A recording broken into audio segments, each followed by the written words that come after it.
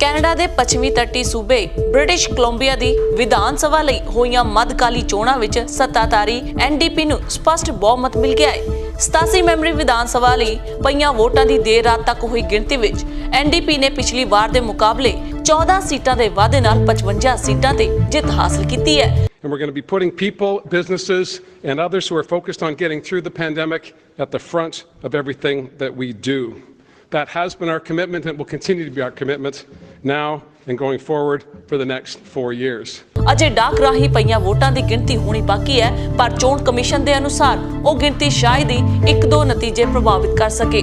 Richmond ਕੁਇਨਸਬਰੋ ਹਲਕੇ ਦੇ ਜੇਤੂ ਰਹੇ ਅਮਨ ਸਿੰਘ ਵਿਧਾਨ ਸਭਾ 'ਚ ਬੈਠਣ ਵਾਲੇ ਪਹਿਲੇ ਸਰਦਾਰ ਪੱਗਧਾਰੀ ਵਿਧਾਇਕ ਹੋਣਗੇ। ਉਹ ਪੇਸ਼ੇ ਵਜੋਂ ਵਕੀਲ ਹੈ ਤੇ ਮਨੁੱਖੀ ਹੱਕਾਂ ਦੀ ਰਾਖੀ ਵਾਲੇ ਕੇਸ ਲੜਨ ਨੂੰ ਪਹਿਲ ਦਿੰਦੇ ਨੇ।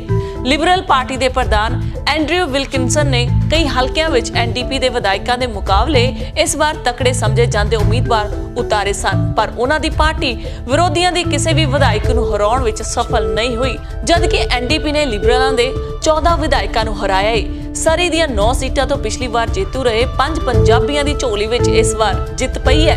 ਗ੍ਰੀਨ ਟਿੰਬਰ ਤੋਂ ਰਚਨਾ ਸਿੰਘ ਇਸ ਵਾਰ ਪਿਛਲੀ ਵਾਰ ਤੋਂ ਵੀ ਵੱਧ ਫਰਕ ਨਾਲ ਜਿੱਤੀ ਹੈ। ਰਚਨਾ ਸਿੰਘ ਮਰਹੂਮ ਤੇਰਾ ਸਿੰਘ ਚੰਨ ਦੀ ਦੋਤੀ ਅਤੇ ਪ੍ਰੋਫੈਸਰ ਰਘੁਵੀਰ ਸਰਜਣਾ ਦੀ ਧੀ ਹੈ। ਪੈਨਰੋਮਾ ਹਲਕੇ ਤੋਂ ਜਿਨੀ ਸਿਮਜ਼ ਨੇ ਡਾਕਟਰ ਗੁਲਜ਼ਾਰ ਚੀਮਾ ਨੂੰ ਹਰਾਇਆ ਹੈ। ਜਗਰੂਪ ਸਿੰਘ ਬਰਾੜ ਲਗਾਤਾਰ ਚੌਥੀ ਵਾਰ ਜੇਤੂ ਰਹੇ। ਕਿਰਤ ਮੰਤਰੀ ਹੈਰੀ ਬੈਂਸ ਹਰਬਖਸ਼ ਸਿੰਘ ਪਿਛਲੀ ਵਾਰ ਤੋਂ ਵੱਧ ਫਰਕ ਨਾਲ ਜਿੱਤੇ ਨੇ। ਬਰਨਬੀ ਐਡਮਨ ਹਲਕੇ ਤੋਂ ਰਾਜ ਚੌਹਾਨ ਵੀ 5ਵੀਂ ਵਾਰ ਜਿੱਤੇ ਨੇ। ਉਸਨੇ ਪੰਜਾਬ ਵਿਧਾਨ ਸਭਾ ਦੇ ਸਾਬਕਾ ਸਪੀਕਰ ਚਰਨਜੀਤ ਸਿੰਘ ਅਟਵਾਲ ਦੀ ਧੀ ਤ੍ਰਿਪਤ ਅਟਵਾਲ ਨੂੰ ਹਰਾਇਆ ਹੈ। ਪੰਜਾਬੀ ਦੀ ਵੱਡੀ ਆਬਾਦੀ ਵਾਲੇ ਐਪਟਸਫੋਰਡ ਦੇ 3 ਹਲਕਿਆਂ ਵਿੱਚੋਂ ਕੋਈ ਪੰਜਾਬੀ ਨਹੀਂ ਜਿੱਤ ਸਕਿਆ।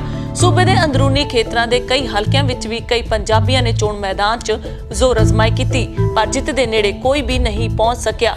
ਸਿਆਸੀ ਮਾਹਿਰਾਂ ਦਾ ਮੰਨਣਾ ਹੈ ਕਿ ਐਨਡੀਪੀ ਵੱਲੋਂ ਬਹੁਮਤ ਨਾ ਹੋਣ ਦੇ ਬਾਵਜੂਦ ਪੂਰੇ ਕੀਤੇ ਆਪਣੇ ਚੋਣ ਵਾਅਦਿਆਂ ਕਾਰਨ ਉਹ ਇਸ ਵਾਰ ਲੋਕਾਂ ਦੀ ਪਸੰਦ ਬਣੇ ਨੇ। ਕੈਨੇਡਾ ਵਿੱਚ ਪੰਜਾਬੀਆਂ ਦੀ ਬੱਲੇ-ਬੱਲੇ ਹੈ। ਬ੍ਰਿਟਿਸ਼ ਕੋਲੰਬੀਆ ਵਿਧਾਨ ਸਭਾ ਚੋਣਾਂ ਦੇ ਵਿੱਚ ਪੰਜਾਬੀ ਖਾਸ ਤੌਰ ਤੇ ਜੇਤੂ ਰਹੇ ਨੇ।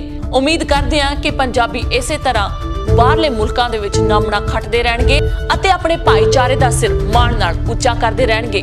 Harjinder Kaur Mangat, Indo's TV, Australia.